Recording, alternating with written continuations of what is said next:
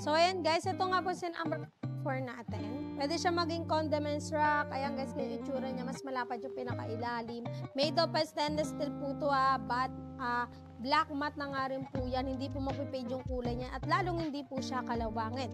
Ito guys, marami talaga kayong mailalagay. And foldable na nga rin po ito.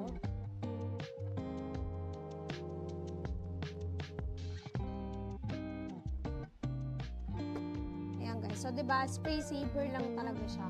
Space saver. And thank you so much for pag-follow, Ma'am Padsor, sir. Then, ito nga rin mga madam kung gagamitin nyo, angat nyo lang siya ulit.